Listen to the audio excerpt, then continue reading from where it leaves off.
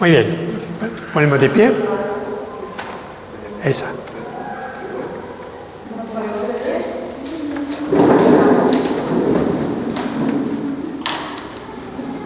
En nombre del Padre, del Hijo, del Espíritu Santo. Amén.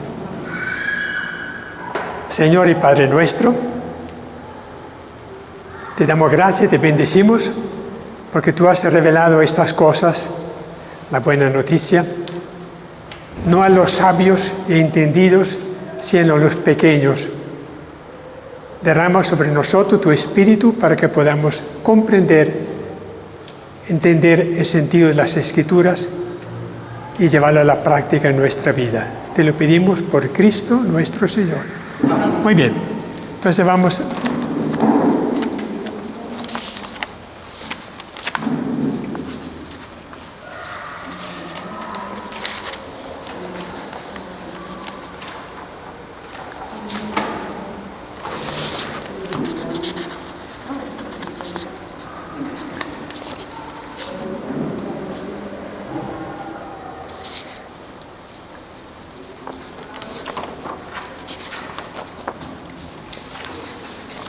Muy bien. Vamos, si la tiene, tomo 1, cartilla 2. Don Emilio, estas cartillas no tienen eso, son muy diferentes. Sí, son diferentes. Entonces, la busca,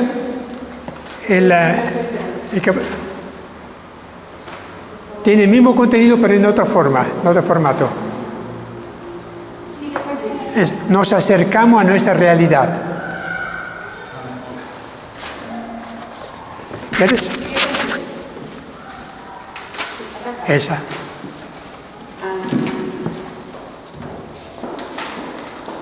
Ok.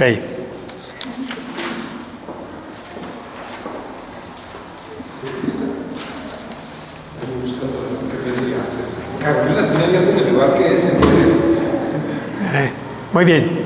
Dice, ¿cuáles son las claves para una lectura provechosa?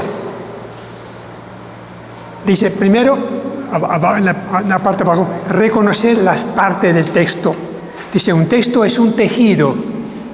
La palabra texto viene del tejido, de palabras, frases y párrafos que unidos entre sí comunican un mensaje completo o un sentimiento de quien escribe.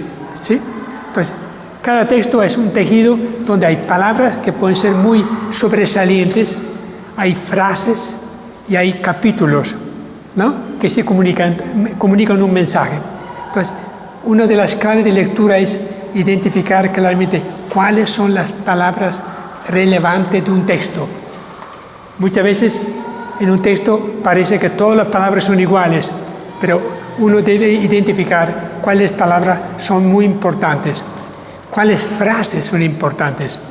Dice, de allí que sea necesario aprender a leer correctamente las palabras, las frases y los párrafos para entender lo que el autor quiere decir. Entonces, es un trabajo crítico de análisis. No todas las palabras son iguales, ¿no? Bueno, Segundo, bueno, las palabras son unidades mínimas, dice. Es importante reconocer claramente las letras y las palabras que están en el texto, como decía antes, ¿no? Luego la frase. Es un conjunto de palabras que, relacionadas entre sí, expresan una idea parcial del autor. El párrafo está formado por un grupo de frases que, relacionadas entre sí, comunican una idea completa del autor. Entonces, palabras, frases, párrafos, ¿no? Normalmente el párrafo sí trae el mensaje global, ¿no? Luego viene el texto. Sobre esto sí vale la pena. Para una lectura provechosa de los textos hay que tener en cuenta lo siguiente: aprender a reconocer las palabras importantes de un texto. De repente podemos hacer un ejercicio después. Segundo, hacer una lectura serena para saborear las frases que tocan nuestra vida. Una lectura serena, es decir, no acelerar, no apresurar la lectura porque se pierde gran parte de la riqueza de un texto. Bueno, y luego vamos más adelante.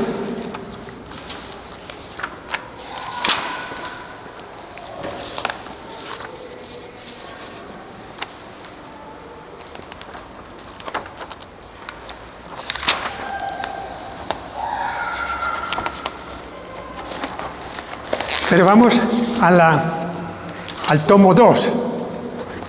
Al tomo 2. Quise leer esto para ganar tiempo un poco, pero ahora vamos a...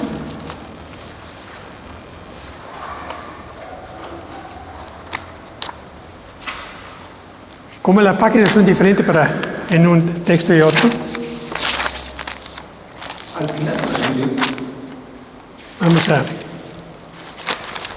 al final del tomo 2. Sí, sí.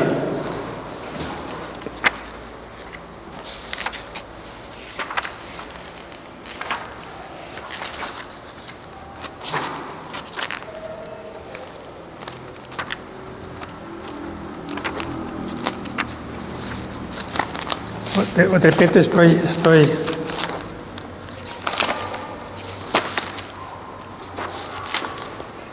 Ah, no, en el tomo 1, sigamos en el tomo 1, perdón, estoy... Bueno, el tomo 1, la página, para los que tienen el antiguo, la página 69. 69. Página 69 de la... Ahora voy a decirle.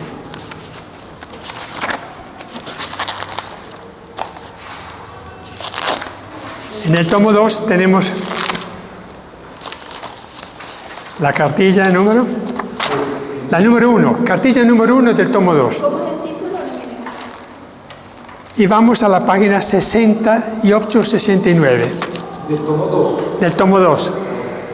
De la cartilla del tomo 2. De la cartilla 1 del tomo 2. Qué pena, de repente hacemos... ¿Sí? Se te cambiaron las cruces. Sí. Es otro texto que quiero que leamos brevemente para luego iniciar con el Génesis.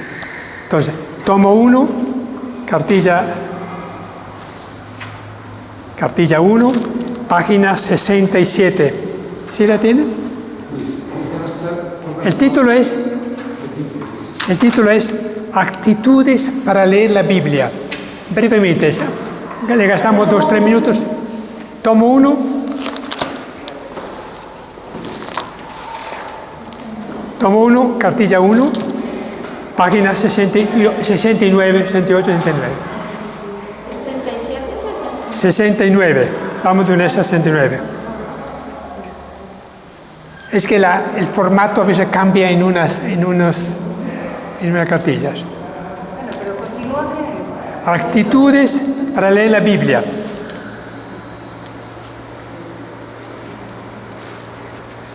Mientras que encuentra el texto, estoy leyendo, dice, quien desea leer la Biblia deberá preparar todo su ser. ¿Sí la tiene? Página 67. No, continúa. Te voy a decir ya, no sé, lo buscas. Dale tranquilo. ¿Sí? Sí, claro. Ok. Dice, para leer la Biblia hay que poner en acción todo el cuerpo, lengua, espíritu y todo. Y dice, primero tenemos que disponer el corazón, aprender a amar a Dios y al prójimo. Es decir, la lectura de la Biblia no es como la lectura de una novela de García Márquez o un texto de historia o de estudio. Hay que involucrar el corazón. Porque dice, nadie ama lo que no conoce. Es decir, para poder amar a alguien, amar a Dios y al prójimo, hace falta conocerle. Entonces es un esfuerzo que involucra el corazón, amar lo que estamos aprendiendo. La segunda sugerencia que nos hace, renovar los ojos. ¿Lo tienen? ¿Sí? Sí, renovar los ojos. Ver con ojos nuevos lo que Dios quiere revelarnos. Hoy, en la lectura, una lectura de la liturgia de hoy, el apóstol Felipe le presenta a Jesús, le presenta ¿cómo se llama el apóstol de hoy? Bartolomé. Le dice, hemos encontrado el Mesías. Y el otro tiene duda, dice, ¿quién me asegura que Jesús de Nazaret es el Mesías? Y Natanael, con el apóstol Natanael. Entonces él le dice, ven y verás. Sí, hay que ver para creer, en algún aspecto, ¿no? Ven y verás. Cuando tú conozcas al Mesías, a Jesús, tú creerás en él. Otra sugerencia que nos hace, agudizar los oídos. Agudizar los oídos. Dice, escuchar la invitación que Dios nos hace a través del texto. Sí, uno cuando escucha a una persona, nos puede suceder a todos, que le escuchamos muy distraídamente, vemos el celular o estamos con la mente puesta en otra parte. Cuando uno lee la Escritura, entonces, además de renovar los ojos, disponer el corazón, tiene que agudizar los oídos. Por ejemplo, leemos en la Sagrada Escritura, cuando el profeta Samuel oye, se acuerda que lo llama por la noche, era un niño en la casa del sacerdote, oye que Dios lo llama, Samuel, Samuel. Él sale pensando que era el sumo sacerdote que lo llamaba. No, dice, yo no te llamé, vuelve a dormir. Y una vez más oye la voz de Dios que lo llama Samuel. Entonces vuelve donde el sacerdote dice, ¿tú me llamaste? No, yo no te llamé. Vuelve a dormir. Pero si vuelve a llamarte, entonces es Dios que te llama. Entonces, agudizar los oídos es estar dispuesto a escuchar lo que Dios me quiere decir. Hay una gran pregunta que la gente que se asoma a la Biblia se hace, que dice, ¿qué me asegura que Dios me habla? ¿Quién es que me habla cuando yo digo que Dios me habla? ¿Quién es que me habla? O sea, uno dice, claro, es Dios que te revela, que te llama, o es el Espíritu Santo que te insinúa forma de actitudes, etc. Pero es una pregunta muy importante, porque efectivamente Dios siempre utiliza el canal, el vehículo de una persona, la cual habla los oráculos de Dios, sí, transmite un mensaje, pero inspirado. Por lo tanto, hay que tener doble oído, el oído físico y el oído del corazón, escuchar la voz de Dios que tiene un eco profundo en nuestro ser, ¿no? Cuando lee la Biblia. Porque si uno la Biblia lee únicamente para saber cosas, es una cosa. Si la lee para percibir un mensaje de Dios, tiene un oído mucho más fino, ¿no? ¿Es verdad? Es lo mismo cuando pasa. Lo mismo puede pasar en el matrimonio, en una amistad. Uno escucha a su esposa o a su esposo y tiene la persona que está presente, dice, muchas veces nos ocurre decir, ¿tú me estás escuchando de verdad? Porque se nota que el otro está muy, muy perdido, está pensando en otra cosa, ¿no? ¿Tú me estás escuchando? Sí, mi hijita, te estoy escuchando. Ah, no, pero no parecía, ¿no? Estaba tecleando tú. Bueno, entonces dice, agudizar los oídos. Eso voy a aprender. Luego dice, instruir la cabeza. Decir, acostumbrar la mente a pensar en un sentido crítico, no absorber palabras, textos y frases de la Biblia sin un sentido crítico. Sí, yo tengo que estar, escudriñando lo que estoy leyendo para ver si el texto o el mensaje es válido para mí o si yo tengo que interpretarlo en otra forma. Entonces, instruir la cabeza, la mente. Hay otro paso que nos recomienda, afianzar los pies en la tierra. ¿Qué significa? Cada uno tiene aterrizar el texto a la realidad en que yo vivo. Porque hoy vamos a ver el texto de Génesis, ¿no? Uno dice, esto es leyenda, es un lenguaje mitológico, lleno de imágenes, pero si yo lo aterrizo a mi realidad, de repente más difícil el tema de hoy, yo voy a sacarle un mensaje. Entonces, aterrizar el mensaje de la Biblia a la realidad en que estoy viviendo. Esto es muy importante. Y por eso, finalmente, ejercitar la lengua. Obviamente, cuando uno lee un texto con fines de estudio o de oración, uno no habla, pero la Biblia es para que la compartamos. Entonces, tratar de resumir un texto de la Biblia para poderlo transmitir a los demás. Me gustó tanto ese texto, esta parábola, esta enseñanza, yo te la voy a repetir con mis palabras. Entonces, ejercitar la lengua. Y finalmente, el último, hacer oración. Pedirle al Espíritu Santo que nos dé la luz y fuerza para compartir con el pueblo la fe y la esperanza que transmite este texto. Entonces, unas breves pautas como para iniciar esta reunión. Dice, disponer el corazón. Hay personas que dicen, uno tiene que tener cierta cual complicidad con el texto, ser cómplice, es decir, a mí me interesa ese texto, esa parábola, ¿no? Si a mí no me interesa, muy difícil que yo la lea atentamente. Entonces, tener cierta cual complicidad con el texto. ¿Esto a qué se dedica? Estar interesado en escucharlo, ¿no? Es tratar de sacarle el jugo, como decimos nosotros, ¿no? Bueno, otro. Renovar los ojos, leer con una mirada muy diferente de cómo lee uno a 100 años de soledad, ¿no? Que es muy divertido. Agudizar los oídos, instruir la cabeza, afianzar los pies en la tierra, aterrizar el texto, ejercitar la lengua y hacer oración. Acordémonos siempre de estos 7 pasos cuando nosotros abrimos la Biblia para poder aprovecharla. Muy bien, ahora sí empezamos con el tema de hoy. Esa era una introducción. Vamos al tomo 2.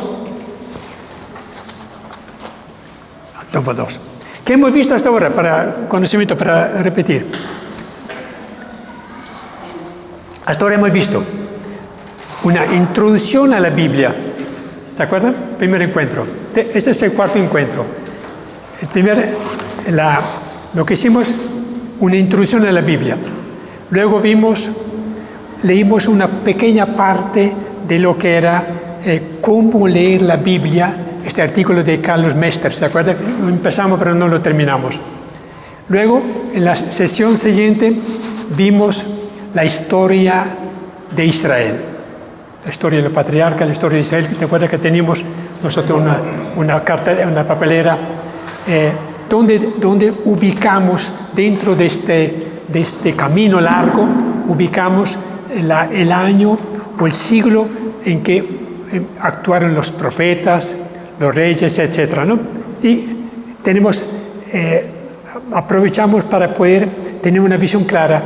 La historia de Israel empieza, decimos, en el año 1250 con el éxodo de Israel, con la penetración en la tierra prometida. Luego viene la época de los jueces, la monarquía. Luego viene la invasión del reino del norte, la invasión, el destierro en Babilonia. Luego la dominación de los babilonios, de los persas, de los griegos, de los romanos. Y ahí paramos nosotros, ¿no? Hoy vamos a ver, luego, la vez pasada, hicimos la introducción al Pentateuco, ¿se acuerdan? La introducción al Pentateuco. Que decimos que era el portal de entrada de la Biblia, son los 5 libros, Génesis, Éxodo, Levítico, Números y Deuteronomio, que veremos parcialmente. Vamos a verlo en su totalidad. Génesis, todo el libro. Vamos a leer en su totalidad Éxodo.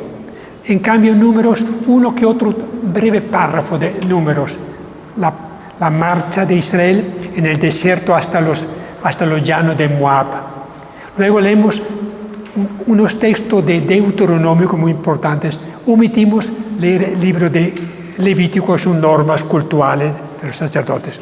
En cambio, hoy nos vamos a dedicar a hacer una introducción al Génesis, el primer libro de la Biblia, Génesis. Abrimos entonces la página en la página 7, página, libro del Génesis. Es uno de los libros fundamentales para la comprensión de muchas verdades, ¿no? Desde el primer capítulo. Dice que Génesis, la lectura de Génesis suscita siempre muchos interrogantes y muchas dudas, porque el lenguaje mítico de Génesis y el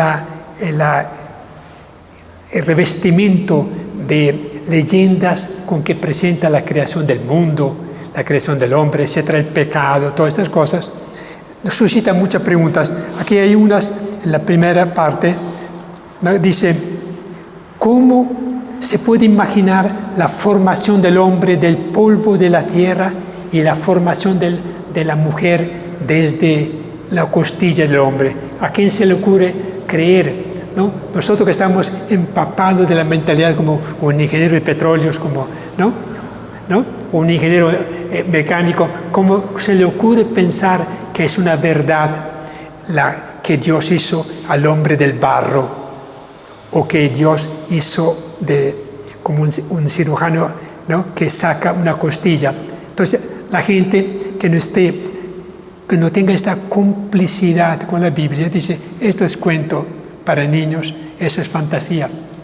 Otra pregunta que se hacen: si la aparición de seres humanos se remonta a 5 millones de años hace, ¿cómo es posible que haya llegado hasta nosotros el nombre de los primeros hombres, Adán y Eva? Y vamos a descubrir que en la Biblia, el Génesis, no contiene el nombre ni de Adán ni de Eva, porque el significado de Adán es la tierra, Adán, de Adamá, tierra.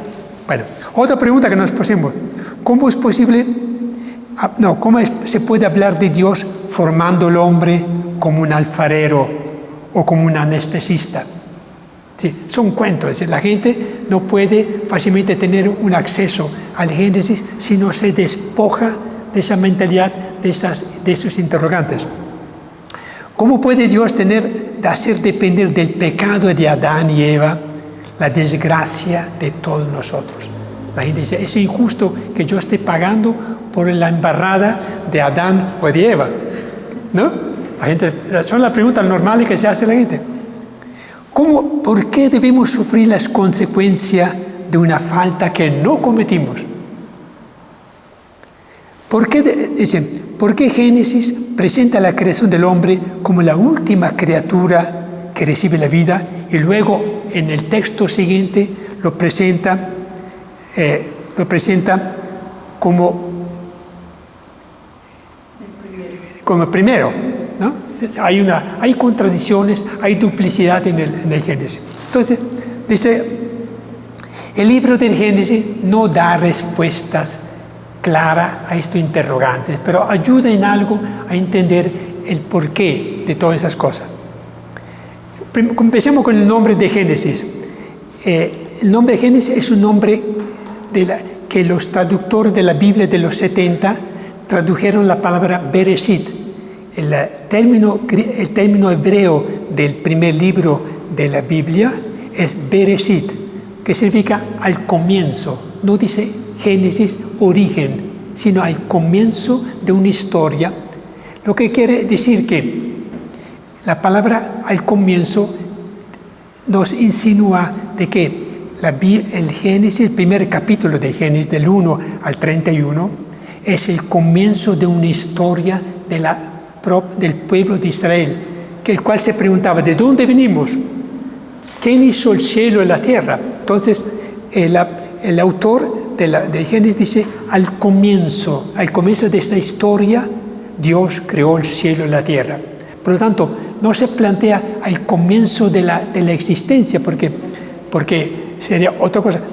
Nadie sabe cuándo Dios planeó crear el cielo y la tierra, ¿no? Únicamente el autor dice, no, al comienzo de la historia de Israel, Dios creó el cielo y la tierra, ¿no? Sí, partamos de esta premisa. La creación del mundo, del universo, fue planeada desde toda la eternidad por Dios para preparar la venida de su Hijo, con el fin de que el Hijo tuviera un escenario físico, ¿no?, donde vivir su vida para poder rescatar a la humanidad de su situación de pecado. Dios planeó desde siempre, digamos, ¿no?, la creación del cielo. Por lo tanto, no se puede entender como si fuera el origen. No, es el comienzo. Bueno, el apóstol, el autor del cuarto evangelio, San Juan, empieza a ver su evangelio con las mismas palabras. Dice, al comienzo era la palabra, y la palabra estaba ante Dios, y la palabra era Dios. Entonces, utiliza el mismo término, al comienzo, para indicar, antes que Dios creara el cielo, la tierra y el hombre y llamara a Israel, Dios pronunció una palabra, la palabra que es su propio Hijo. Por lo tanto, al comienzo era la palabra que es Cristo finalmente, ¿no? Que el nombre de Cristo es Mesías. Por lo tanto, no es verdad que al comienzo hubiera primero un cielo, una tierra, etcétera, etcétera, ¿no? Bueno, entonces, segundo punto, ¿cuál es el enfoque o el género literario de Génesis? Primero que todo, hay que aclarar para evitar caer en los interrogantes o en la creencia que hemos visto antes. El enfoque de Génesis no es histórico, no quiere contar la historia de cómo se creó, cómo nació el mundo, sino tiene un sentido eminentemente religioso. Por lo tanto, el Génesis nos propone una reflexión religiosa sobre Dios, sobre la creación. Génesis ve la presencia y el poder de Dios en todo y supone que sin Él nada tiene sentido. Esta es la reflexión que hace el autor, el redactor del primer capítulo ante todo, ¿no? Según el Génesis, son dos las fuerzas que mueven la historia de salvación: el amor de Dios, un Dios cercano, un Dios que es Padre, y la libertad del hombre. Vamos a ver cómo Dios dona al hombre un mundo, una tierra, un planeta, un jardín, un paraíso terrenal, y luego pone en juego la libertad del hombre, el cual decide entre dos caminos, decide por supuesto de hacerse como Dios. Vamos a verlo más adelante. La pregunta que nos hacemos: ¿por qué el redactor del primer capítulo de Génesis presentó la creación del mundo en la forma como lo vamos a ver ahora? La explicación es esta. Israel, a través de Génesis, trató de explicar su origen, de dónde venimos nosotros como pueblo, cuándo venimos, qué sentido tiene nuestra elección como pueblo. Dice, ¿por qué? Había dos corrientes en Israel. Unos decían, nosotros venimos de un personaje que era Abraham, que abandonó su tierra en el oriente, y fue llamado por Dios y llegó a la tierra prometida que era Palestina, y allí tuvo hijo Isaac, Jacob, etc. Otros decían, no, nosotros venimos de Egipto, porque nuestros padres, los hijos de Jacob, fueron a Egipto, sufrieron un largo destierro durante 400 años, y cuando Dios llamó a Moisés y lo llamó para que encabezara el éxodo, nosotros somos descendientes de estas 12 tribus que vinieron de Egipto y que se instalaron finalmente en la tierra de Canaán. Entonces, había dos posibles alternativas.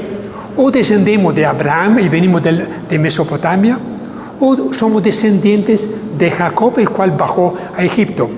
Para poder explicar esta ambivalencia, ¿no? El autor del Génesis dice que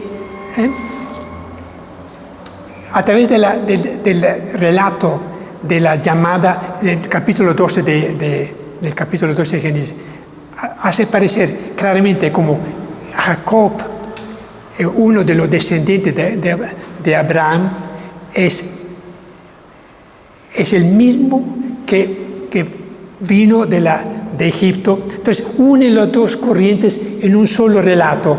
Sí, hace aparecer como Abraham, padre, antepasado de Jacob, y Jacob como el fundador del pueblo de Israel, brevemente. Entonces, el libro de Génesis responde a este gran interrogante de por qué nosotros pensamos que tenemos una ascendencia del oriente de Abraham y otros piensan que venimos de Jacob. Entonces, a lo largo del libro de Génesis, el autor trata de explicar cuál es la relación entre Israel, Jacob y Abraham. Bueno, algo de eso. Muy bien. ¿Cuáles son los grandes temas? ¿Cuáles son los protagonistas, mejor dicho, del libro de Génesis? Encontramos, primero que todo, Dios. Al comienzo Dios creó el cielo y la tierra. Por lo tanto, en la Biblia, el libro de Génesis, ante todo, no explica, no se pregunta si hay un Dios. Es decir, nunca en la Biblia encontramos este planteamiento. ¿Existe realmente un Dios? Como nosotros empezaremos a decir, tengo primero que explicar que Dios es un ser poderoso, etc. El Génesis nunca plantea la existencia de Dios, la da por supuesta, ¿no? Por supuesto. Por lo tanto, simplemente dice, al comienzo Dios creó el cielo y la tierra, como si todos los hijos de Israel, como todos los que leen este libro, ya conocieran que Dios es el creador, etc. ¿No? ¿Cuáles son los atributos de ese Dios que presenta el Génesis? Que es un Dios enorme a nivel cósmico. Basta que Él pronuncie una palabra y ya las criaturas ya llegan. Es un Dios todopoderoso, un Dios fiel que cumple sus promesas, un Dios defensor de los débiles, un Dios que se deja vencer por la oración. Es el Dios que encontramos en el libro de Génesis. Obviamente es la primera revelación, poco a poco, a lo largo del libro del Éxodo, de los Salmos, de los profetas, del libro sapienciales, vamos a encontrar otras cualidades y atributos de Dios. Pero el Génesis se limita a esto: Dios creador, todopoderoso, fiel, un Dios amigo del hombre. Bueno, hay otro protagonista que es el hombre.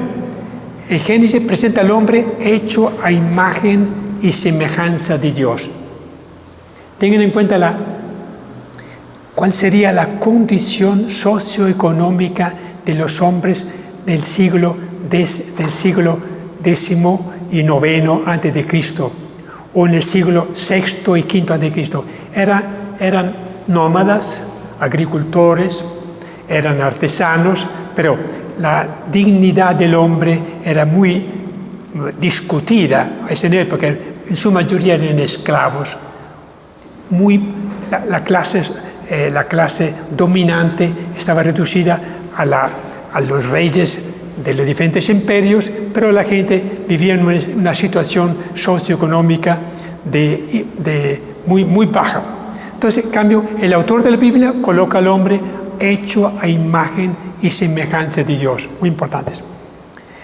Otro aspecto, aparece una palabra que encontraremos con mucha frecuencia, la palabra bendición. Dios bendice a la primera pareja, bendice la tierra que acaba de... Entonces, la bendición es un elemento que encontraremos y que vale la pena que tengamos en cuenta. La bendición de Dios es irreversible.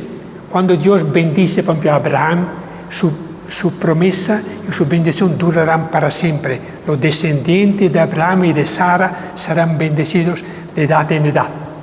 Otro elemento que vamos a descubrir es la fe bíblica. Al Dios fiel, el hombre debe responder con fidelidad.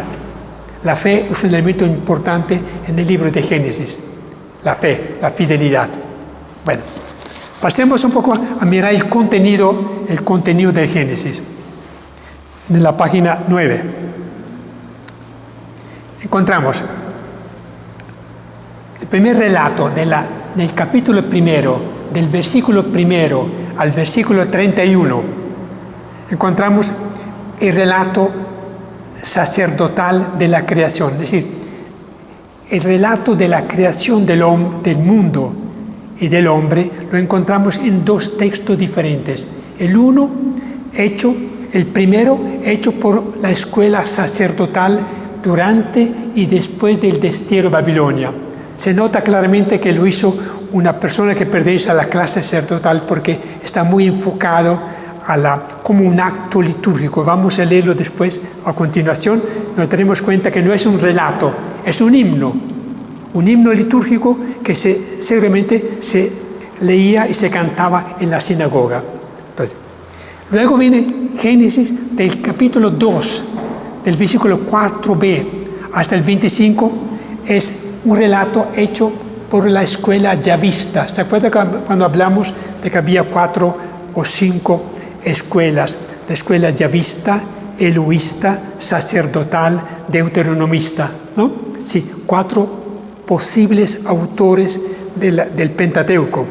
Bueno, el segundo relato sobre la creación del hombre, el pecado de Adán, etc., lo atribuimos a un autor que se llama autor yavista. ¿Por qué?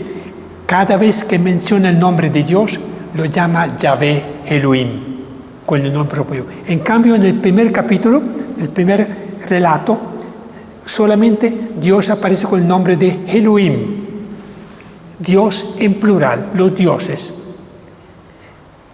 Nosotros nos extrañamos de que un autor del Génesis, utiliza la palabra que era la palabra El en el mundo cananeo mesopotámico significaba Dios. Elohim es el plural de Dios, los dioses. Entonces, dice, Yahvé, el Dios de Abraham, de Isaac, de Jacob, el Dios que creó el cielo y la tierra, es el Dios de todos los dioses. El Dios de todos los dioses. Entonces lo llama Elohim. Bueno, el segundo capítulo de Génesis fue hecho por un autor que le llamamos de la escuela yavista. Vamos a ver cuando lo leamos las características de este relato. En el capítulo tercero de Génesis encontramos el relato del pecado de Adán y Eva, del castigo y la promesa de un Salvador. Por lo tanto, para nosotros es un capítulo muy importante. En el capítulo cuarto encontramos el relato de Caín y Abel. En el capítulo 5 de Génesis encontramos la genealogía de los patriarcas antediluvianos. Porque el autor de Génesis se preguntó, bueno, nosotros somos un pequeño pueblo insignificante dentro del conglomerado de los pueblos de ese tiempo. Y los demás pueblos, ¿qué tienen que ver con nosotros? Y era un pueblo importante, los egipcios, los persas, los asirios, ¿no? Etc. Entonces, la pregunta, ellos trataron de concatenar, de crear un puente entre Adán hasta Abraham. Abraham surge en el año 1800 a.C., pero la creación llevaba miles y miles de años, la creación del hombre. ¿Cómo es posible que el autor pretendiera crear un puente, un lazo entre el pecado de Adán con la figura de Abraham? Entonces, la genealogía le servían para mencionar estos grandes antepasados legendarios hasta Noé y después hasta Abraham, las genealogías. En el capítulo 6 y 7 encontramos el relato del diluvio. En el capítulo 8 y 9, Noé y el nuevo orden. Y en el capítulo 10, la Torre de Babel. En el capítulo 12, los patriarcas, la historia de los patriarcas. En el versículo del capítulo de 33 a 40, la historia de José, uno de los hijos de Jacob, el que llegó a ser virrey de Egipto. ¿Se acuerdan? Este es el contenido del libro de Génesis. En total, son 40 capítulos distribuidos entre esos temas. Bueno, preguntémonos ante todo sobre el primer capítulo, del capítulo 1, del versículo 1 al 31. ¿Qué pretendió el autor de Génesis escribiendo un relato que, como he dicho, es una reflexión religiosa? Ellos se encontraban, Israel, cuando fue escrito el primer capítulo de Génesis, capítulo primero del 1 al 31, se encontraban en el destierro, en exilio en Babilonia. Ellos oían, siendo que eran esclavos, veían que los pobladores de Babilonia, donde se encontraban, celebraban en forma ostentosa las fiestas del rey, del dios Marduk, el dios de los mesopotamios. Y veían las procesiones, los ritos, los sacrificios, todo esto, ¿no? Y con el fin de que los hijos de Israel, desterrados en Babilonia, no creyeran que el dios Marduk era el verdadero Dios, creador del cielo y de la tierra, entonces se ingenió y escribió este primer capítulo donde demuestra o donde proclama que Dios, el Dios Yahvé, Elohim, el Dios de Abraham, de Isaac, de Jacob, es el mismo que creó el cielo y la tierra. Por lo tanto, el cielo, el firmamento, el sol, la luna, las estrellas, los animales, no son obra de los dioses de Mesopotamia, sino son hechuras de Yahvé, ¿no? Entonces, creó este primer capítulo. Dice, en ese ambiente de humillación, en el último párrafo de la página 9, de abandono, de crisis religiosa, son cuando los hijos de Israel preguntaban a los ancianos y profetas de Israel, ¿por qué Dios permitió todo esto? ¿Por qué Dios llamó a Abraham, se hizo amigo de Abraham, le prometió que le daría una tierra, que le daría una descendencia, que sus hijos serán príncipes y reyes? Y vea que Dios se olvidó de nosotros como se había olvidado durante 400 años de los hijos de Jacob. Y nos aquí esclavos en Babilonia, sirviendo a estos señores, que tenían una religión muy diferente. Para despertar la fe en los hijos de Israel, el autor del primer capítulo de Génesis dice, no, todo lo contrario. Si nosotros nos encontramos aquí, no es porque Dios se olvidó de nosotros, no es porque Yahvé es un Dios olvidadizo, bueno, sino porque cometimos un grave pecado. Las alianzas con los pueblos de Egipto, de Siria, llevaron la idolatría como corrupción, digamos, como pecado generalizado de los reyes y de la gente, de los gobernantes de Israel. Entonces, la culpa de nuestra situación de destierro, de exilio, de abandono que sufrimos ahora en Babilonia es producto de un pecado. No es que Dios se olvidó de nosotros, porque Dios es fiel. Entonces, escribe este libro. Dice, para explicar, en la página 10, vamos resumiendo, para explicar a los deportados que hacían estas preguntas, ¿por qué Dios se olvidó de nosotros? Los sabios de Israel, inspirados por Dios, escribieron los textos de Génesis sobre los orígenes del mundo, de la humanidad. Querían explicarles por qué y cómo el mal se había desplegado en el mundo desde el principio, hasta el punto que Dios había tenido que hacer una alianza con Abraham para iluminar a la humanidad en sus errores y sacarla así de su decadencia. Entonces, en la redacción del primero y segundo capítulo de Génesis responde a esta gran pregunta e interrogante. Si Dios ha permitido que nosotros fuéramos desterrados con reyes, sacerdotes y magnates, porque cometimos una grave... Por lo tanto, nuestra liberación depende de que nosotros retomemos otra vez nuestras raíces, nuestra fe en Yahvé. El autor yavista, a continuación, en Génesis 2, de 4b a 25, recogió unas tradiciones orales que se remontaban a los tiempos de David y de Salomón, cuidando de no mezclarla con la tradición sacerdotal. Es decir, El autor de este texto que vamos a leer hoy se encontró ante dos tradiciones. Una que se remontaba a los tiempos de David y de Salomón, que pintaba a Dios como un alfarero que toma el barro, que construye la persona de Adán, que saca una...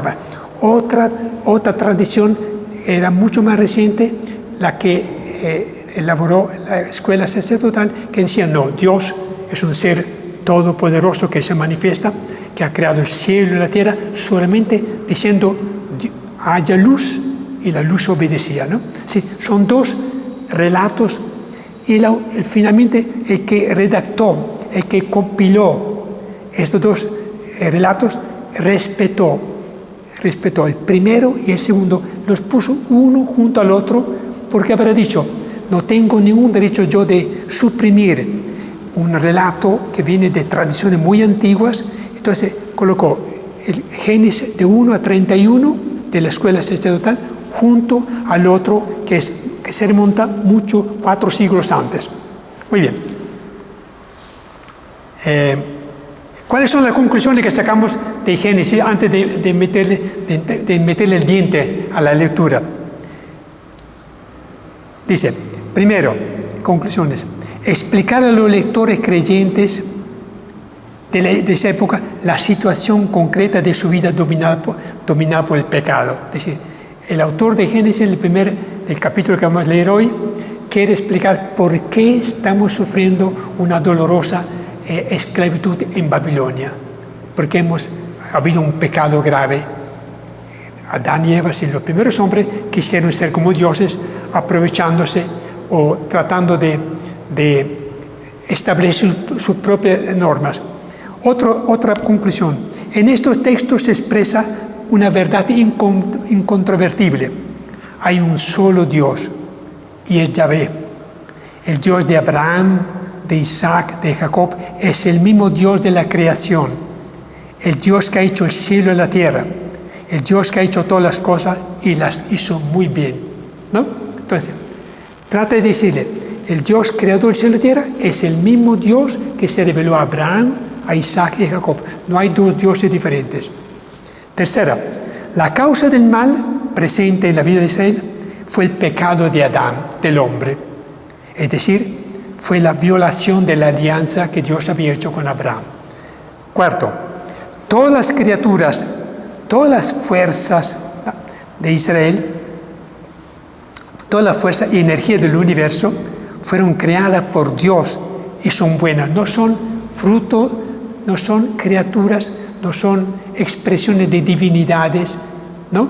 De los dioses de Babilonia. Son criaturas de Dios. Quinto, el tiempo y la historia del hombre son el espacio, el escenario en los cuales Dios se manifiesta para dialogar y salvar al hombre. El tiempo, el espacio es la historia donde Dios actúa o realiza la salvación de los hombres.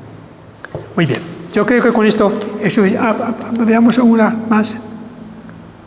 Bueno, ¿cuándo fue escrito este primer capítulo de Génesis? Fue escrito en el año 585 o el año 538, durante la esclavitud o poco después. Por lo tanto, aunque nosotros encontramos el primer capítulo de Génesis al comienzo de la Biblia, en realidad fue uno de los últimos libros que fue escrito antes de que apareciera toda la Biblia. Normalmente uno piensa que el primer libro fue el primero a escribirse. Todo lo contrario. El segundo capítulo, en cambio, de la Biblia, de Génesis, fue escrito 500 años antes. Pero el redactor final, los juntó respetando el orden. El primer capítulo de la escuela sacerdotal es un capítulo. Muy bien. Bueno, ahora... El segundo capítulo, entonces, fue en el año más o menos 1038. Exactamente. Vamos a partir ahora de arranquemos de la página 12. Estaba diciendo lo mismo. Hay dos relatos. El uno del 1 al 31 Podemos abrir la Biblia también para poder constatar, para poder identificar. Entonces, empecemos con el texto de la Biblia del Génesis. Entonces, en el primer capítulo, del versículo 1 al versículo 31, hasta el capítulo 2, hasta el versículo 4, son de ese autor que se llama Sacerdotal, que escribió ese texto hacia el año 538 a.C. El segundo libro, el segundo capítulo, del capítulo 2, del 4b al 25, se atribuye al autor yavista y se remonta al siglo IX, VIII a.C., la época de David y Salomón. Entonces, contamos relato de la creación. Al segundo capítulo, entonces, Es de la escuela yavista. Y fue escrito posiblemente en la corte de Salomón, 4 siglos antes del primer capítulo, que fue escrito recién después del destierro. Sin embargo, como decía antes, el redactor final los respetó, colocó el relato sacerdotal como primero, del 1 al 31, y luego le agregó el segundo, que tenía una antigüedad mucho mayor.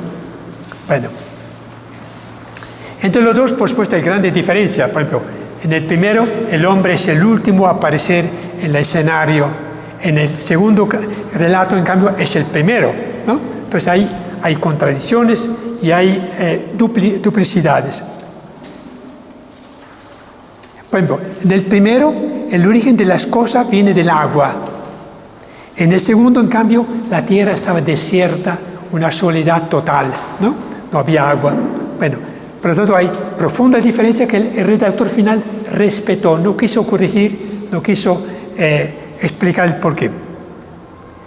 Una vez más, el capítulo que vamos a leer hoy, el primer capítulo, no es un relato que explique cómo Dios creó el cielo y la tierra, sino es un himno que se cantaba en las sinagogas. Efectivamente, se repiten los estribillos. Miren, por ejemplo, dice: pasó una tarde y pasó una mañana y vio Dios que todo era bueno. Se repite cada día, cada vez que pasa un día. Otro, dijo Dios, ¿no? Aparece 10 veces, y dijo Dios, haya luz, y hubo luz, ¿no? Y dijo Dios siempre. Luego, pasó una mañana, pasó una tarde, pasó una mañana y Dios. Bueno, entonces se nota que era un himno donde la asamblea respondía al contenido con estas oraciones letánicas, ¿no? Una letanía. Esto indica que era un poema, era un himno, mas no una descripción de cómo Dios había creado el cielo y la tierra. Porque para muchos piensan que es inaceptable una forma tan prosaica de presentar un misterio tan grande. En mi primera pregunta, ¿sabes si los judíos de hoy aún cantan este himno? Los judíos de hoy lo leen, no sé, obviamente no creen que el primer capítulo de Génesis sea un relato histórico, un relato científico. No creo que hoy son personas muy preparadas. Yo pienso que lo interpretan como nosotros, como un himno, como un poema muy bonito que contiene verdades muy profundas. Pero para ellos es no solo que es palabra de Dios, para ellos el Génesis es el libro principal, junto con el Deuteronomio, de su fe religiosa. Muy bien. Empecemos entonces a leer ahora el texto como tal. Lo tenemos en nuestra Biblia y lo podemos leer también en el texto. Quisiera que lo leyéramos entre todos. Entonces, análisis del texto en la página 13. ¿Quiere empezar usted, Antonio, al principio? Al principio, página 10, página 13, arriba. Página 12 para nosotros. Para algunos. Eso. Al principio. Al principio creó Dios los cielos y la tierra. Bueno, empecemos. Versículo 1 al Ok, versículo 1. Empecemos al principio. Hemos dicho que no significa que al comienzo de la creación, sino la traducción es ante todo, primeramente, al primer paso de la historia de Israel, Dios hizo el cielo y la tierra. Ellos, tengan en cuenta, era el único pueblo de toda la tierra, de todo el universo, que creía en un solo Dios. El monoteísmo era una verdad, era un dogma de fe de ellos. Hay un solo Dios, no hay muchos dioses. Todos los demás pueblos, en Egipto, en Persia, en India, en Grecia, adoraban a muchos dioses, los dioses del Olimpo, etc. Entonces, al principio, dice, no es al principio, sino primeramente, ante todo, antes de empezar la historia de la salvación, Dios creó el cielo y la tierra.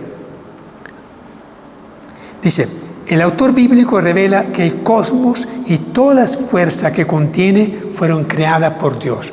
El cosmos y todas las fuerzas. Y por lo tanto, no pueden ser adoradas como dioses. Es finalmente la parte más importante. Ese Dios que creó el cielo y la tierra es el mismo Dios que se reveló a Abraham, a Isaac y a Jacob. Entonces se junta la historia propia del pueblo de Israel con la historia de la creación. Para ello es muy importante, desechando la mitología, ¿cómo se dice? Desechando la creencia en muchos dioses, ¿no?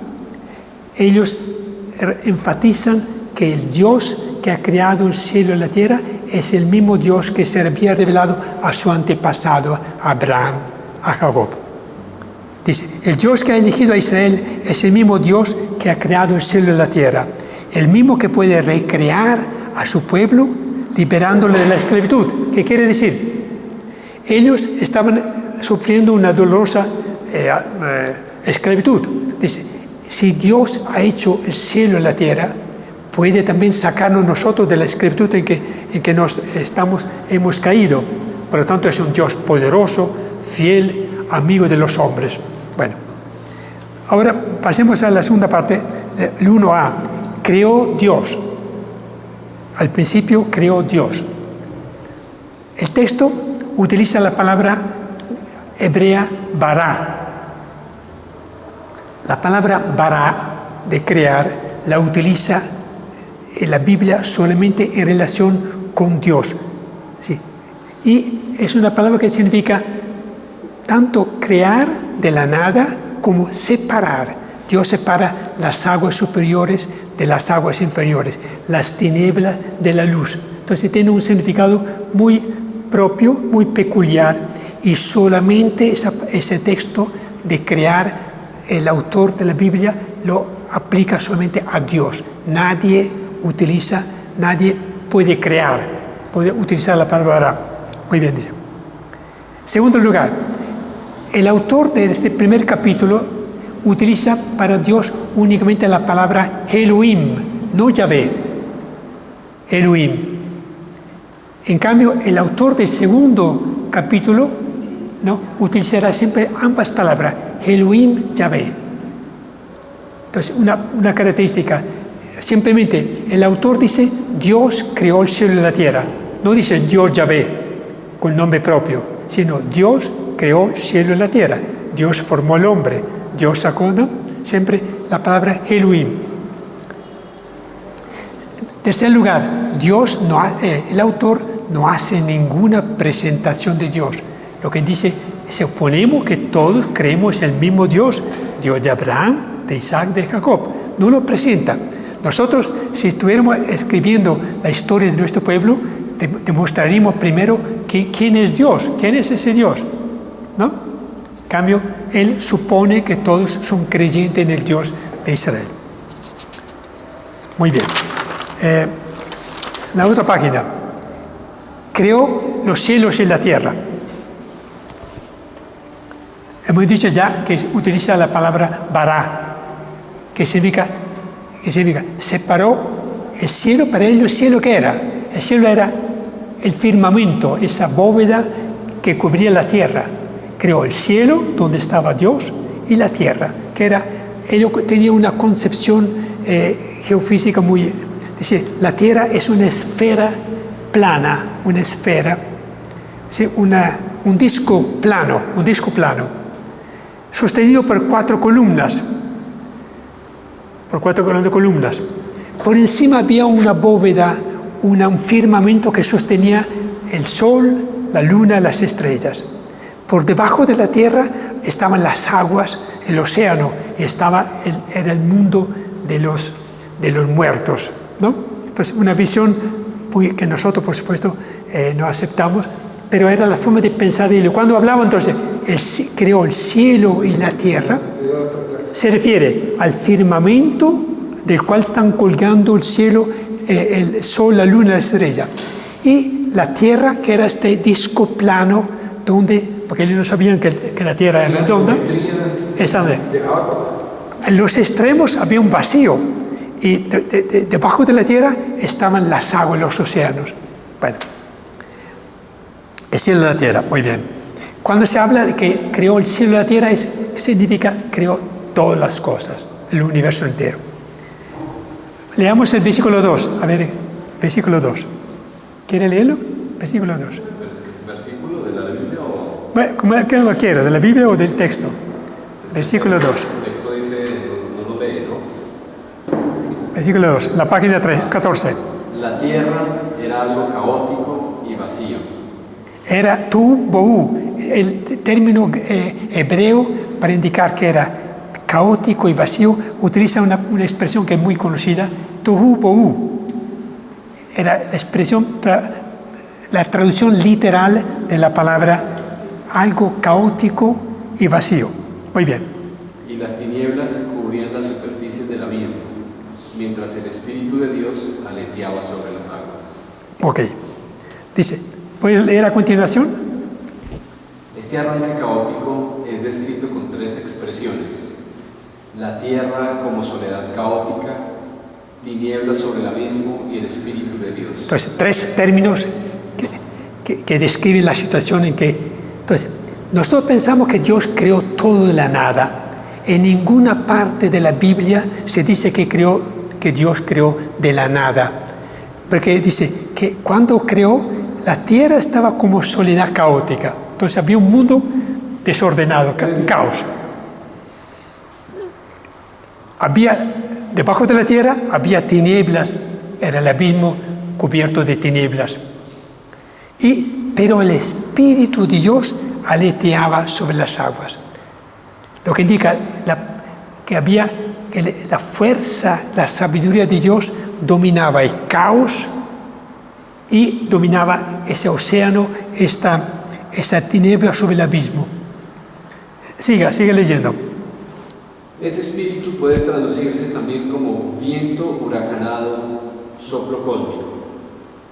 Pero ese caos no es un antidios, ya que el autor dice: el Espíritu de Dios aleteaba sobre las aguas del abismo. El abismo está siendo dominado por el poder personal de Dios. Porque se pudieran preguntar ellos, ¿quién creó el caos? Si Dios creó el mundo que antes era una soledad caótica y que había un abismo cubierto de tinieblas, ¿quién creó las tinieblas? ¿Quién creó el caos? Entonces, si Dios empezó...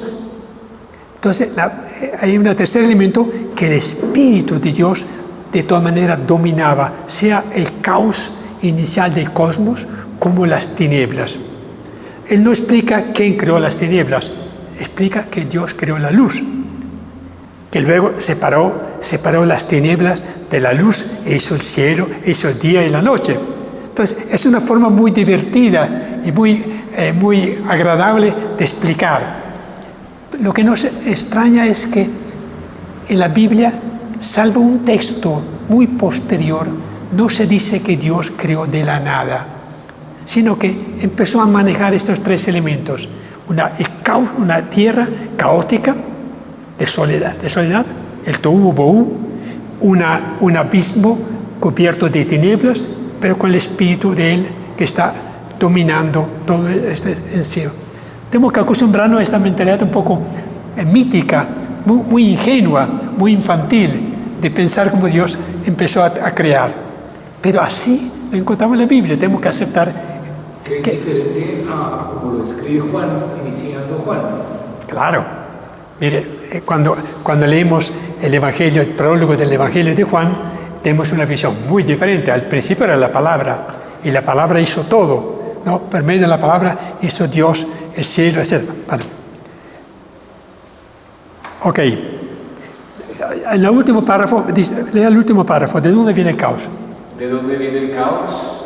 ¿De dónde viene Dios? Se trata de cuestiones que al mito judío dejan en la sombra. Siga. Pero la fe de Israel es clara. Dios es el que hace salir la creación del tubo. Siga. Jeremías, hay un texto de Jeremías. Ese texto de Jeremías es contemporáneo al texto, al capítulo 1 de Génesis. Jeremías vivió exactamente el tiempo en que se escribió el primer capítulo de Génesis. Leámoslo. En los años en que se compuso este texto de Génesis, dice, miro la tierra. Miro la tierra. Está desierta y vacía. El cielo, la luz han desaparecido de ella. Miro las montañas y tiemblan. Todas las colinas se bambolean. Miro, no existe ya el hombre y las aves han huido. Miro, el país de los vergeles es un desierto. Todas las ciudades están ardiendo por el Señor, por su ardiente cólera. Siga.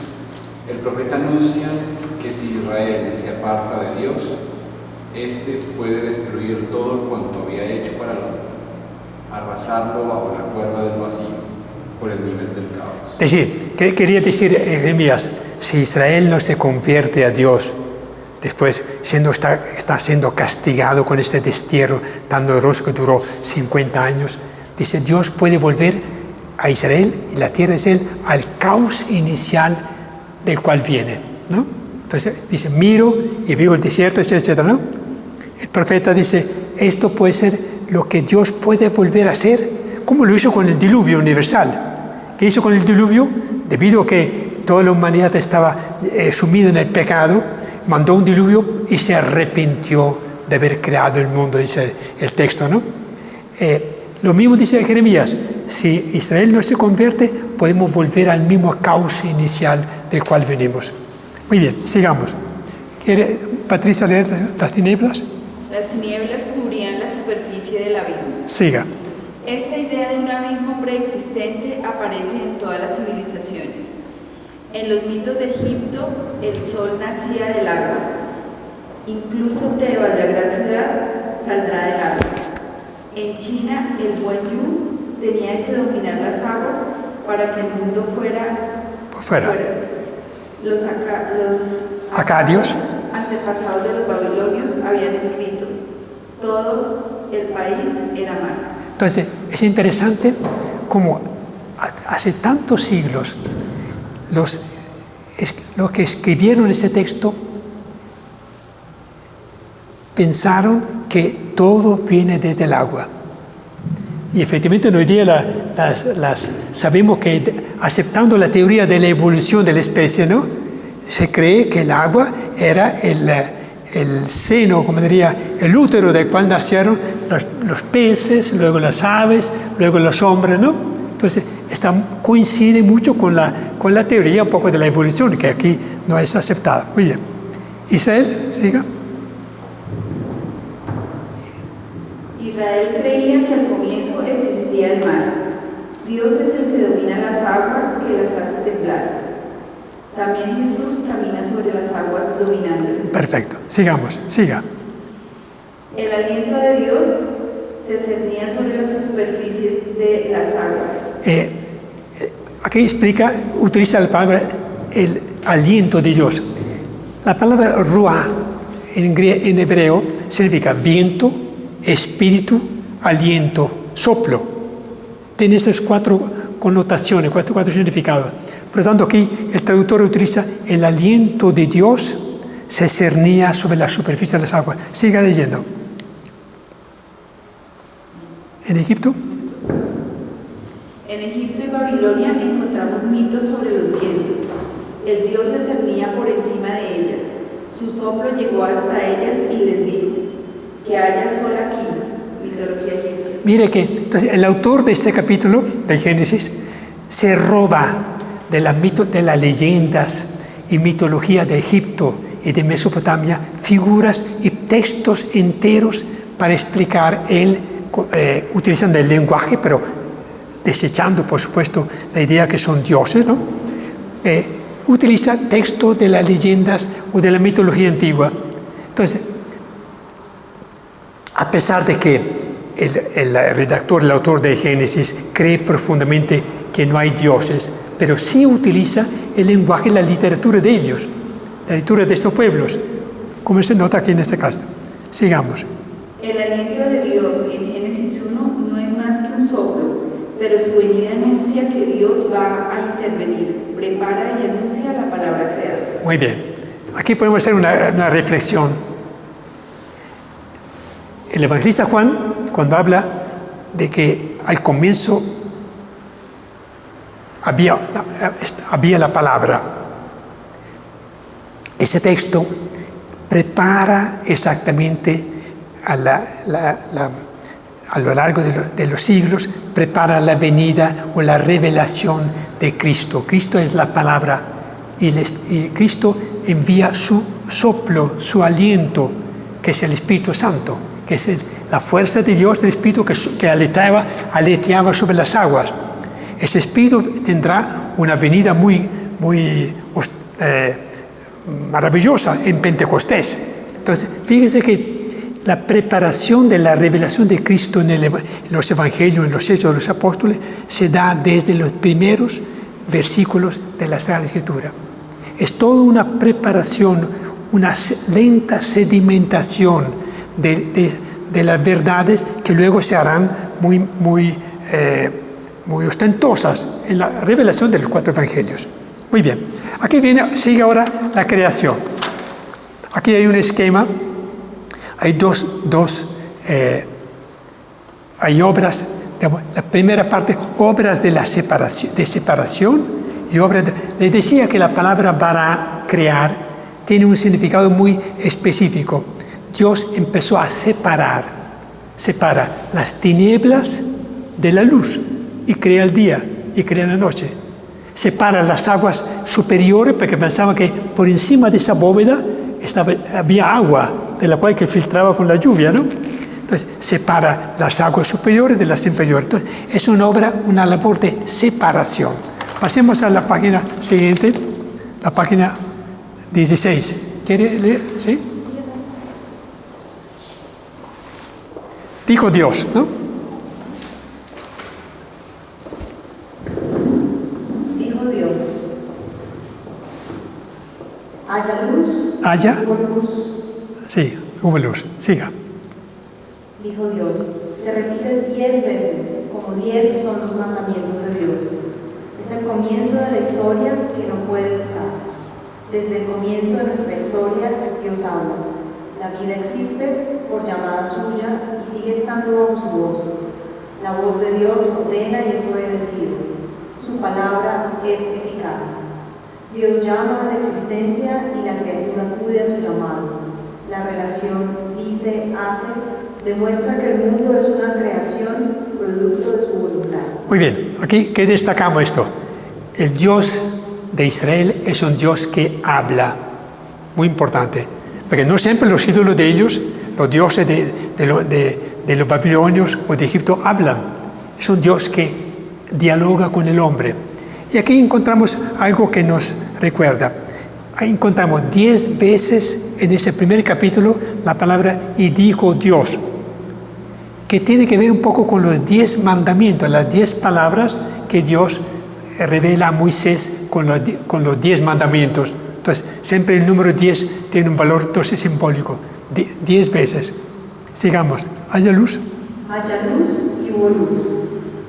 Dios crea primero la luz. Por lo tanto, la luz no es Dios. Ajá. Es una criatura de Dios. El autor la diferencia de la creación del sol, del cual hablará más tarde.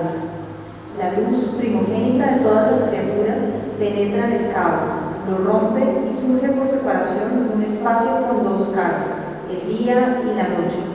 Las tinieblas no son llamadas a existir, son un residuo de la oscuridad del caos. Entonces, para explicar el día y la noche, el autor dice, Dios separó de las tinieblas separó la luz y dijo que haya luz y hubo luz.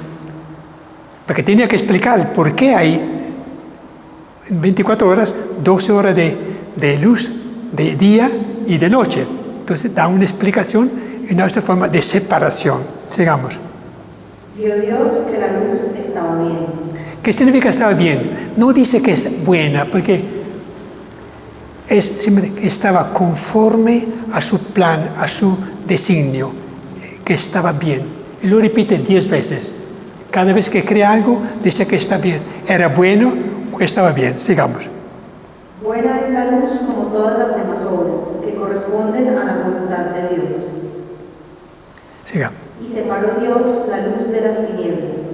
Llamó Dios a la luz día y a las tinieblas llamó noche. Y atardeció y amaneció el día primero. Entonces, la creación se hace en 6 días. 6 días. El séptimo día Dios descansó, ¿no? 6 días. Y cada vez que termina el día, se repite siempre, y atardeció y amaneció el día primero. Una observación. ¿Por qué empieza a decir atardeció? Porque para los judíos, para los antiguos, el día empezaba con la puesta del sol. A las 5 de la tarde, el sol se pone, dependiendo un poco, en Europa se pone a veces a las 9 de la tarde, de la noche, ¿no? Entonces, el día empieza de las 5 de la tarde hasta las 5 de la tarde del día siguiente. Por lo tanto, dice, y atardeció y amaneció el día primero. Entonces, arranca del día anterior. Sigamos. La creación de la luz se hace por separación. Este es un tema que aparece en diversos mitos. Los 3 primeros días son de separación. Así como poco a poco el pueblo de Israel se fue separando de los demás pueblos paganos. Mire qué dice acá.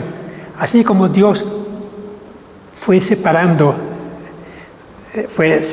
y dividiendo las tinieblas, así el pueblo Israel poco a poco va separándose de los demás pueblos para ser el pueblo elegido. Siga. Dios asigna funciones a la luz, iluminar el día. Así se proclama el dominio de Dios sobre el tiempo, articulando el día y noche. Empieza el tiempo cósmico, la sucesión de noches y días. El texto no dice nada sobre el origen de las tinieblas. Así, explica el origen de la luz, mas no dice de dónde vienen las tinieblas. Hay muchas preguntas que surgen en nosotros porque obviamente no da respuesta. Es un poeta, es un himno. Si uno tuviera que explicar el himno de Colombia, uno tendría mucha dificultad de explicar ciertas imágenes. Bueno, sigamos. Jorge, dijo Dios. Es muy divertido ese himno. Es un poema con imágenes muy bellas, pero del fondo trae verdades profundas. Dijo Dios. Dijo Dios, hay un firmamento en medio de las aguas que las esté separando unas de otras. Y así fue. E hizo Dios el firmamento y separó las aguas que hay debajo del firmamento de las aguas que hay encima del firmamento. Y llamó Dios el firmamento cielos. Y atardeció y amaneció el día siguiente. Muy bien, siga. Día tercero. Al primer caos sigue otro, el caos de las aguas. La bóveda aparente del cielo era para los antiguos semitas una cuenca, cúpula sólida, firme, que retenía las aguas superiores. Por eso lo llamamos nosotros firmamento, porque está muy firme, es una bóveda de acero, ¿no? Que está encima de la tierra, firmamento. Ahí lo llaman bóveda. Bueno, siga. A través de sus aperturas caerán luego las aguas del diluvio en forma de lluvia. Esta idea, que el firmamento es una separación entre las aguas de arriba y las de abajo, se encuentra también en otras civilizaciones. Entonces el autor se roba de la literatura pagana, se roba esas imágenes para decorar y para presentar ese tema. Sigamos. Dijo Dios: acumúlense las aguas de abajo de los cielos en una sola masa y aparezca el suelo seco. Y así fue. Llamó Dios al suelo seco tierra, y al cúmulo de las aguas llamó mares. Y vio Dios que todo estaba bien. Entonces, al separar las aguas superiores y las aguas inferiores, por supuesto, toda la tierra estaba inundada de agua. Entonces él dice: quiero que se separen las aguas de la tierra. Entonces sale a flote la tierra, el continente tierra, ¿no? Muy imaginoso, ¿no? Sigamos. La masa de la cual habla el autor es el conjunto de las aguas del mar que se comunican entre ellas. La tierra emerge de las aguas como una gran isla, y eso es el planeta Tierra. Queda así diseñado nuestro mundo, tierra y mares. Canta el salmista en el 33, 6, 7. Con su palabra el Señor hizo los cielos y todos sus ejércitos, con el soplo de su boca. Embalsa y pone un dique en las aguas del mar, en depósitos encierra los océanos. Tú le has puesto un límite infranqueable, no volverá a cubrir la tierra. Claro que hoy día con los tsunamis experimentamos que ese dique que colocó Dios entre las aguas para que no cubra la tierra no se está respetando, ¿no? Puntualmente. Pero esto es la imaginación de él. Dice, para que subiera el continente tierra había que separar las aguas que formaran mares, océanos y lagos del continente seco. Sigamos. Versículo 11. Dijo Dios: brote la tierra verdor, hierbas de semilla y árboles frutales que den sobre la tierra con fruto con su semilla adentro. Y así fue. Produjo la tierra verdor, hierbas de semilla y árboles que den fruto con la semilla adentro, según su especie. Y vio Dios que estaba bien, y atardeció y amaneció el día tercero. Qué belleza, ¿no? Entonces dice, la tierra tiene que dar hierba, árboles, frutos, flores, ¿no? Entonces, hierba con semilla y hierba sin semilla, ¿no? Árboles frutales con sus semillas adentro. Entonces explica el origen de la vegetación. Siga. La obra del tercer día no está acabada. Es preciso que la tierra produzca vegetación y árboles. La mayor parte de las civilizaciones ha adorado a la tierra como diosa madre, la que da vida. Israel se aparta de esta idea. La tierra no es más que una criatura que obedece las órdenes del Creador. Apenas emergida la tierra empieza a verdear. El autor clasifica los vegetales en 3 categorías: hierba sin semilla, hierba con semillas, hay que agregar, verduras comestibles y árboles frutales.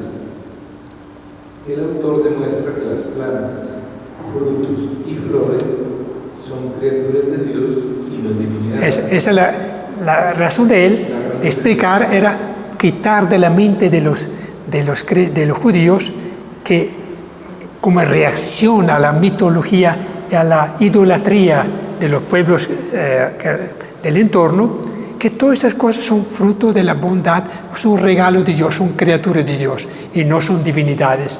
Porque sabemos que ellos adoraban el sol, la luna, adoraban los árboles, ante todo los árboles, y adoraban los animales. Por lo tanto, les va eliminando de la mente, porque dice, todos son criaturas de Dios. Día cuarto. Sigamos. Versículo 4. ¿Quiere leer usted? ¿No? Sí, sigamos entonces.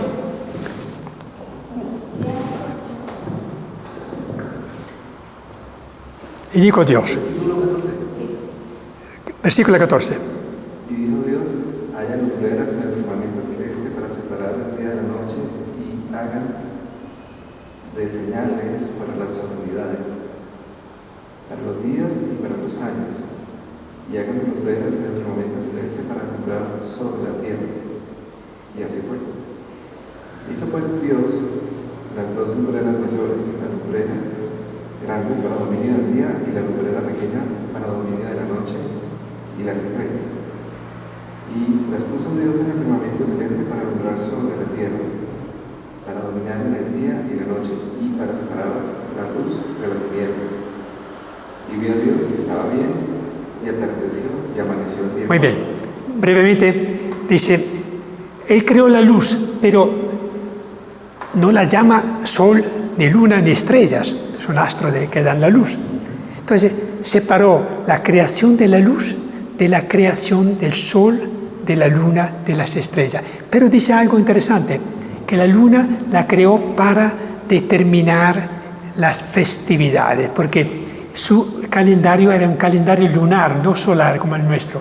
Por lo tanto, los meses eran de 29 días, algo así.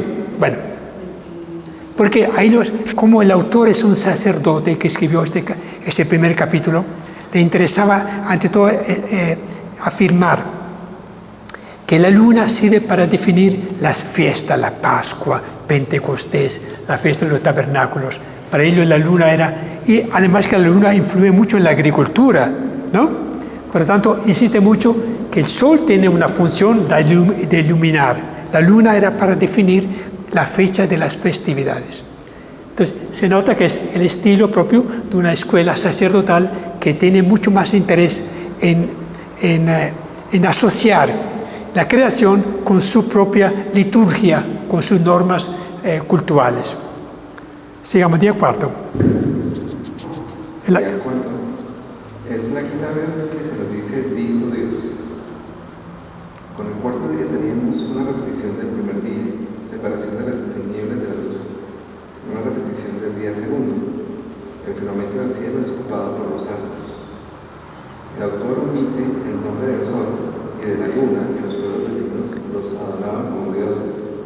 Aquí son siempre focos que alumbran la tierra y fijan el calendario. Bueno, él no lo llama sol y luna, lo llama luminaria. La luminaria del día, la luminaria de la noche, porque si hubiese dado un nombre sol, como era un astro, que era un ídolo, el pueblo de Egipto adoraba al dios Ra, el dios sol, y los griegos adoraban la luna. Entonces él no lo menciona con el nombre sol, sino los dos luminarias, los dos bombillos. Ya estaba la luz, ahora faltaba colocar los bombillos en la bóveda. Muy bien, sigamos en la página siguiente, 18, versículo 20-23.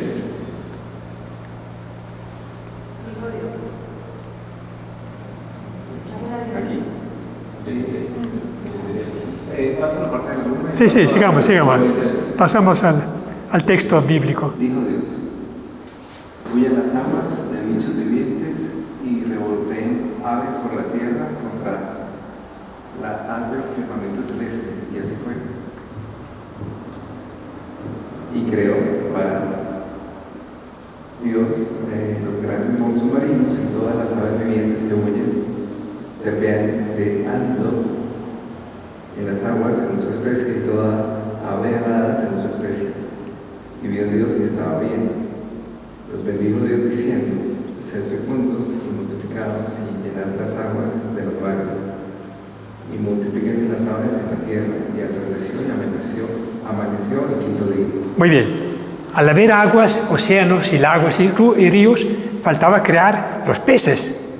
Él dice que son los monstruos, porque los judíos tenían cierto cual desprecio por el mar. Llamaban al lago Genesaret, lo llamaban mar, ¿no? Bueno, ellos pensaban que el mar estaba lleno de monstruos. Por supuesto que habrán tenido experiencia en la navegación de estos grandes cetáceos, ¿no? Entonces dice que Dios creó grandes monstruos marinos, pero lo que nos llama la atención de este texto, los bendijo. Aparece la palabra bendición. Dios bendice desde ya los animales que pueblan el mar. Y dice, le da una tarea: sed fecundos, multiplicaos. A las hierbas, a los árboles no les decía sed fecundos, pero a los animales sí le da una orden perentoria: tiene que multiplicarse. Sigamos, Patricia, 24-25. Dijo Dios: produzca la tierra seres vivientes según su especie. Hizo pues Dios las alimañas y los ganados y toda sierpe del suelo según su especie. Y así fue. Hizo pues Dios las alimañas según su especie y los ganados según su especie, y toda sierpe del suelo según su especie. Y vio Dios que estaba bien. Muy bien, entonces ahora crea los animales, como hay una tierra seca, tiene que poblarse de animales, ¿no? Seres vivientes. Ten en cuenta que es el mismo, ganados, alimañas. La sospecha de que Dios no puede haber hecho las cucarachas, esos insectos tan poco deseables, ¿no?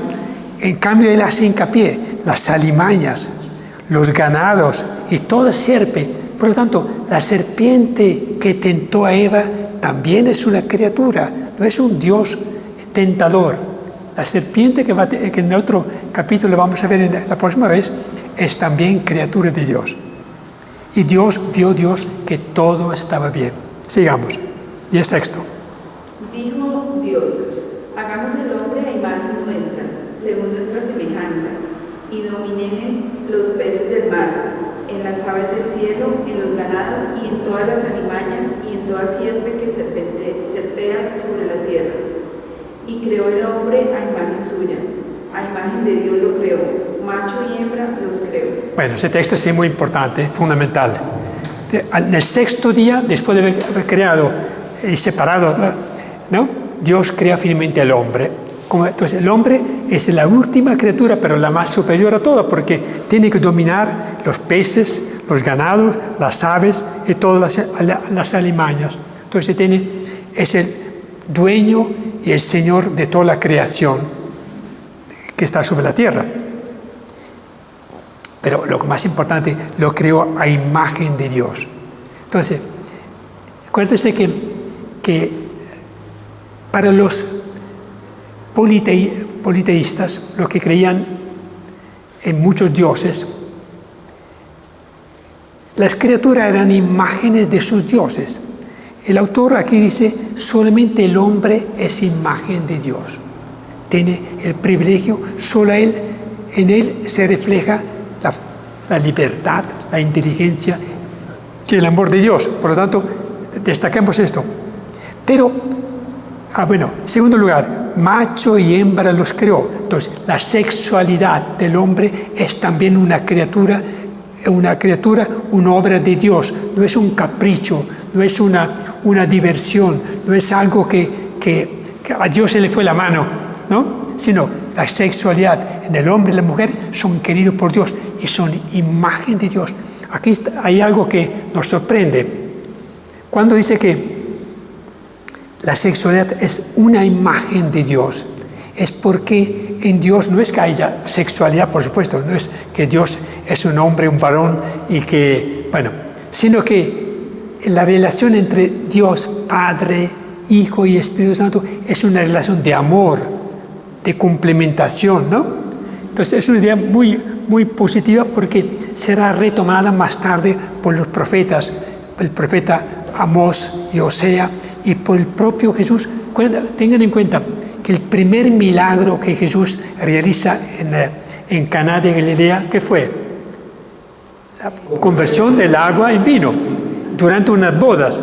Lo que diga, Jesús tenía un gran aprecio, una estima muy profunda de la unión entre el hombre y la mujer. Tan así que le da un abundante 12 jarrones de agua, se convierte en un vino de la primera calidad, ¿no?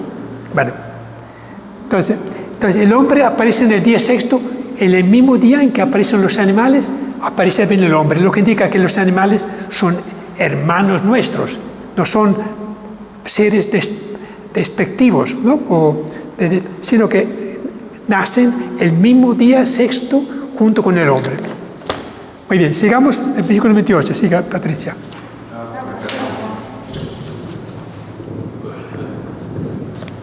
Y los bendijo Dios y les dijo: sed fecundos y multiplicaos, y llenad la tierra y sometedla.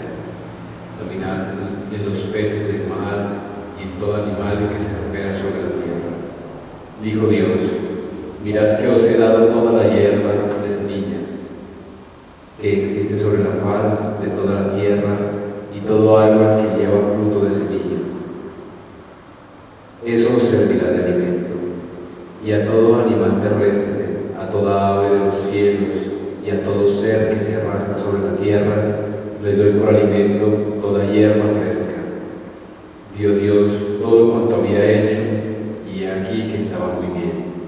Y atardeció y amaneció el día 6. Muy bien. Entonces empieza con una palabra formidable: y bendijo Dios al hombre. Tengo en cuenta que aquí hombre y mujer es una sola. Bendijo la pareja. Aquí no distingue entre varón y hembra, ¿no? Sino al hombre. Dice, sed fecundos, le da una orden como a los animales. Sed fecundos y multiplicaos y llenad la tierra y sometedla. Le da una misión concreta. La fecundidad, someter a todos los animales de la tierra. Le dice que tendrá que alimentarse de la hierba. Todavía solamente después del diluvio le permite que coman también los animales, la carne de animales. Pero por el momento, hasta el diluvio, los hombres tenían que alimentarse de la hierba, de la vegetación, frutos, manzanas, etcétera, etcétera. Y dice al final, he aquí que estaba muy bueno, muy bien. ¿Sí? Después de la creación del hombre, Dios contempla. Primero que todo, tengan en cuenta que cuando dice que creó el hombre, dice, hagamos al hombre. Utiliza la palabra en plural, hagamos al hombre a nuestra imagen y semejanza, ¿no? Casi como si Dios dijera, bueno, ahora me toca crear la criatura extraordinaria que es el hombre, pero tengo que consultar con la corte celeste, ¿no? Para ver, hagamos al hombre. Y luego dice que he aquí que estaba muy bien. Entonces, ¿qué nos enseña esto? Por muy efímero, pero muy pobre que sea el hombre, tiene una dignidad muy grande ante Dios. Dios mismo ha hecho al hombre a su imagen y semejanza. Es la única criatura que refleja la imagen de Dios, que refleja la naturaleza de Dios. Y además que está tan bien hecho que dice que está muy bien. Muy bien. Sigamos el último versículo. Y así fueron concluidos los cielos y la tierra con todo su aparato, su ejército. Y el día séptimo cesó Dios de toda tarea que había hecho. Y bendijo Dios el día séptimo y lo santificó, porque en él cesó Dios de toda tarea creadora que había realizado. Estos fueron los orígenes de los cielos y la tierra cuando fueron creados. Perfecto, muy bien. Entonces el día séptimo dice, Dios descansó. ¿Qué quiso decir el autor de la escuela sacerdotal? Todo esto es aparato de los 6 días, de las 8 criaturas, ¿no? La luz, los continentes, el agua, los animales, las aves, etc. Todo tiene un enfoque religioso para él. Es decir, así como Dios descansó el séptimo día, así los hijos de Israel que vivieron en tierra extranjera, en medio de un pueblo politeísta, ¿no?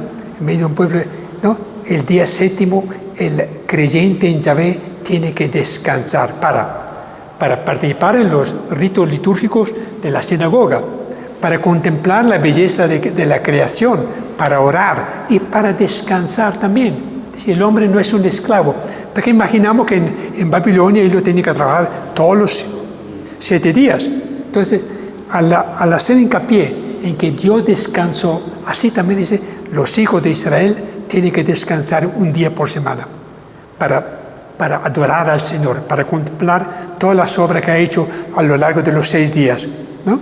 Entonces, una idea netamente religiosa, ¿no? El séptimo día el hombre tiene que descansar de sus faenas y tiene que adorar al Señor y contemplar.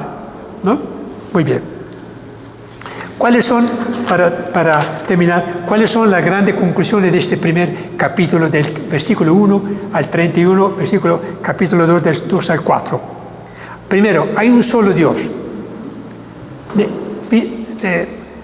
En forma contundente, el autor del capítulo rechaza y desecha cualquier forma de idolatría, no admite que haya otro Dios, otra criatura, ¿no? Y este Dios, el Dios de Abraham, de Isaac, de Jacob y de la alianza, es eterno, existe desde siempre, es trascendente, ordena y las criaturas le obedecen, que haya luz y a la luz aparece. Segundo, es el creador del cielo y de la tierra, de las cosas visibles e invisibles. Esto es lo que lo proclamamos también nosotros en el credo, ¿no? Es dueño y señor de la historia. Tercero, todo lo creado es bueno, porque ha salido de la mano de Dios, que es bueno. Seguramente en la mentalidad muy fetichista y muy pagana de estas poblaciones en Mesopotamia, se pensaba que alguna criatura, algunas cosas eran buenas, otras malas, ¿no? Entre los animales habrá habido un concepto muy negativo de algunos animales, de algunos peces, los monstruos, etc.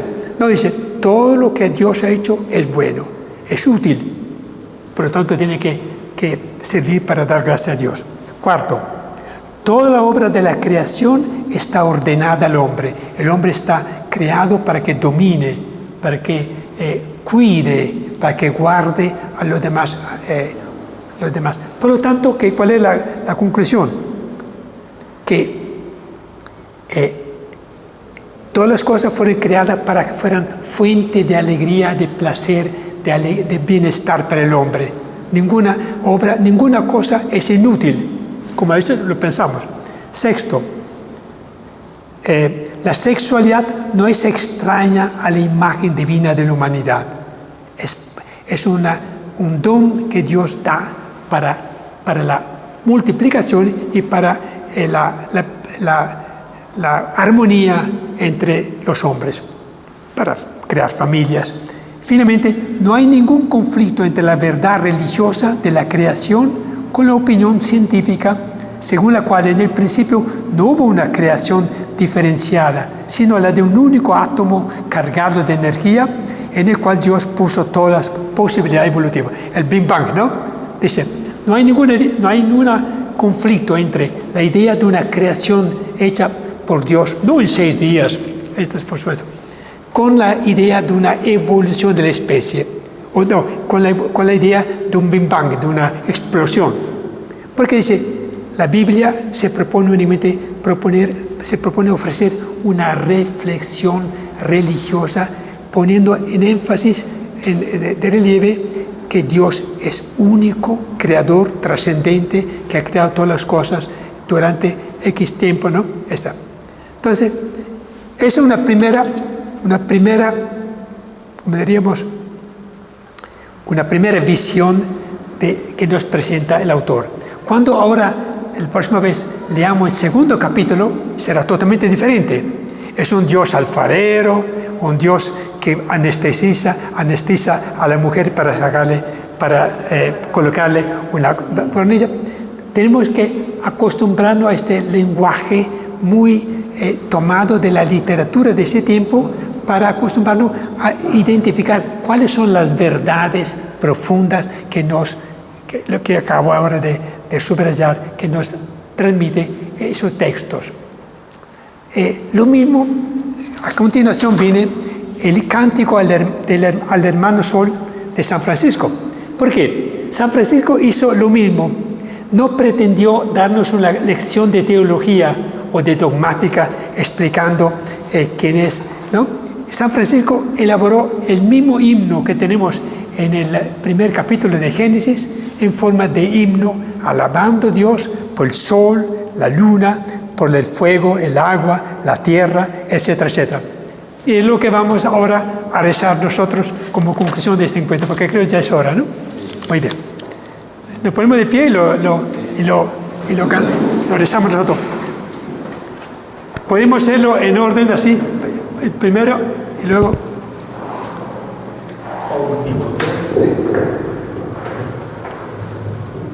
Omnipotente, altísimo, bondadoso Señor, tuyas son la alabanza, la gloria y el honor. Tan solo tú eres digno de toda bendición, y nunca es digno el hombre de hacer de ti mención. siga. Loado seas por toda criatura, mi Señor, y en especial loado por el hermano Sol, que alumbra y abre el día, y es bello en su esplendor, y lleva por los cielos noticias de su autor. Y por la hermana luna, de blanca luz menor, y las estrellas claras que tu poder creó, tan limpias, tan hermosas, tan vivas como son, y brillan en los cielos, loado mi Señor. Y por la hermana agua, preciosa en esplendor, que es útil, casta, humilde, loado mi Señor. Por el hermano fuego, que alumbra al irse el sol, y es fuerte, hermoso, alegre, loado mi Señor. Y por la hermana tierra, que es toda bendición, la hermana madre tierra, que da en toda ocasión, las hierbas y los frutos y flores de color, y nos sustenta y rige, loado mi Señor. Siga.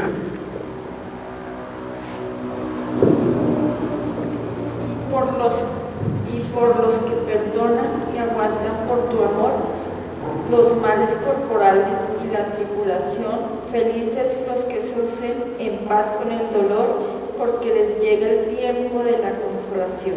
Y por la hermana muerte, loado mi Señor. Ningún viviente escapa a su persecución. Ay, sin pecado grave sorprende al pecador. Dichosos los que cumplen la voluntad de Dios. Todos no probarán la muerte de la condenación. Servirle con ternura y humilde corazón. Agradecer sus dones, cantar su creación. La criatura todas load a mi Señor. Amén. Muy bien. Esto es lo que quería hacer el autor del primer capítulo. Un himno y un poema de la creación. Yo creo que poco a poco vamos ensamblando capítulo por capítulo lo que quiere enseñarnos la Biblia.